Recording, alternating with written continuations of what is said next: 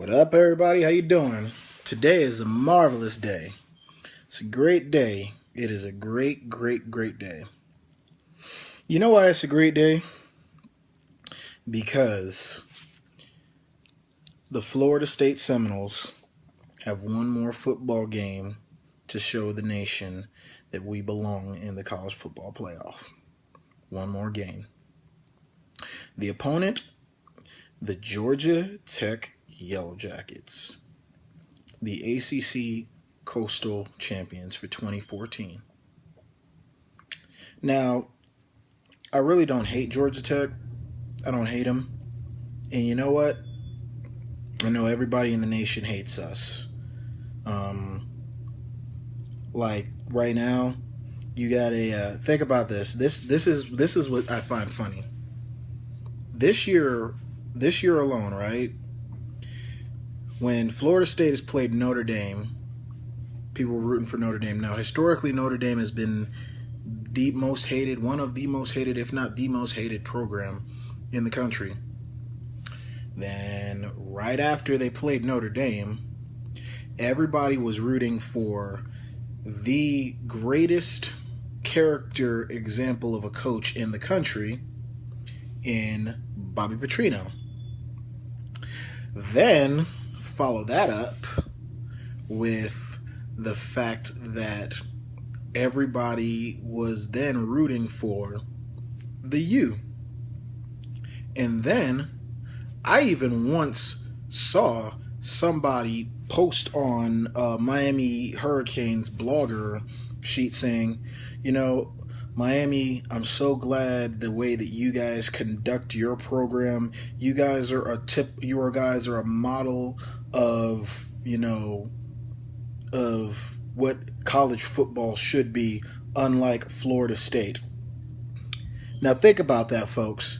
They said that the Miami Hurricanes are a model of how college football should be, unlike the Florida State Seminoles.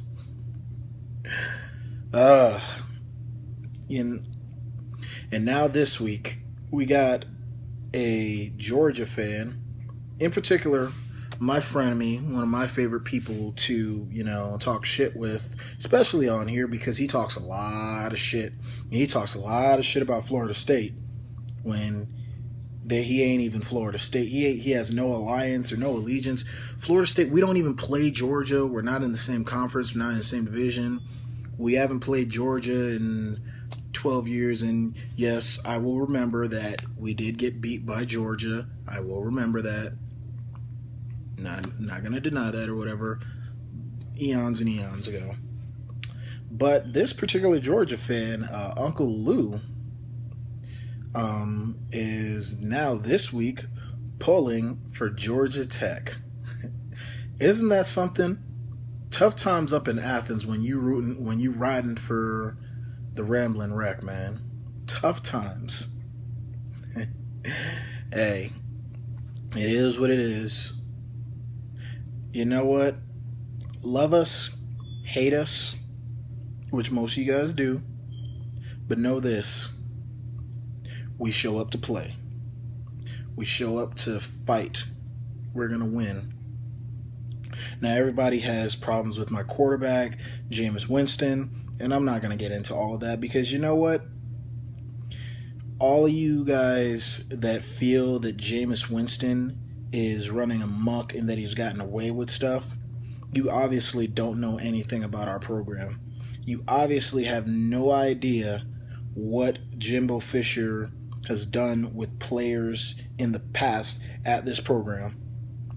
This program in this university, and I could say this because I was a part of this university, I graduated from this university, has always been and always will be a model of excellence. That's what we are at Florida State. Now, I know a lot of you guys are going to dispute that. I know a lot of you guys are going to say bullshit. You guys are going to, bring up stuff that the New York Times, which, of course, the New York Times is probably the least biased media source ever, right? is going to place in the Jameis Winston case and everything like that. And it's all good, you know.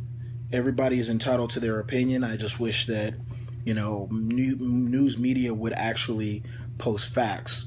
Like, for example, there was a story that leaked a couple of, it's been about a month now, about Jameis Winston signing autographs or whatever, and Jameis Winston being compensated. And they had totaled, and in particular, it was ESPN's Darren Rovell, right?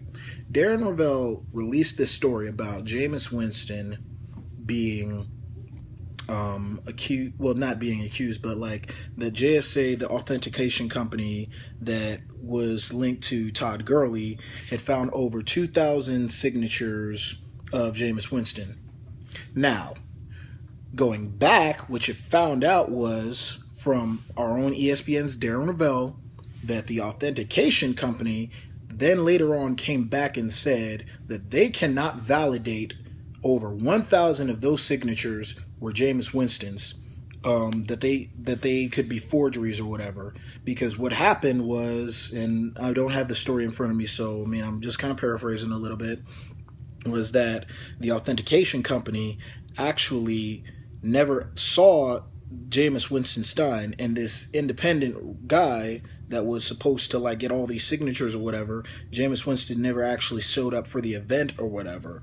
And so they couldn't verify that all of these signatures were even his because no one saw him sign them, and Jameis Winston himself even questioned the authentication of this. So basically, Darren Rovell had to get up on ESPN, and it was a very small segment, and had to basically almost kind of crow up and say, kind of jump the gun a little bit.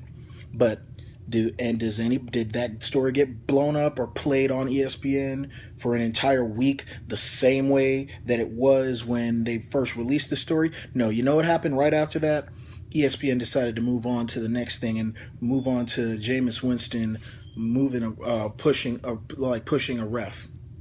And everybody's going to sit here and say, oh, well, he should have been ejected from the game and he should have this. And then what happened the very next day? The ACC referee comes back and says, no, we didn't feel that it was that big of a deal. It was an inconspicuous play. It had nothing to do with the game or anything like that. Because everybody wants to blow up anything and any and everything that goes on with Jameis Winston. Any and anything that goes on with this guy. And that's fine. You haters are allowed to hate. You guys are allowed to do what you guys want to do. But you know this? At the end of the day, love him or hate him, respect that kid. That kid wins football games. He does it, and he does it consistently. Now, as far as Georgia Tech goes, I know you guys are going to bring this triple option attack up in here. I know you guys are going to bring in, the heavy hitters. You guys are going to try to, knock us down. Hey, we've won 28 straight games. What greater win would it be for the Georgia Tech program for them to just fuck up Florida State's season? What greater work would that be? Yeah, perfect option, dog. We'll see you there in Charlotte, North Carolina next week. I'll be ready. I'll be ready to take you guys on. We're going to win this game. Mark my words. We are going to win this game. We got this. We are the heart of a champion.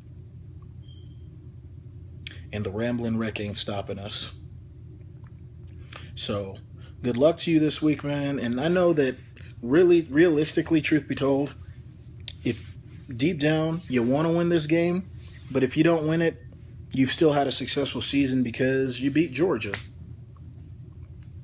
Hey, good on you, brother. Way to do it for the ACC.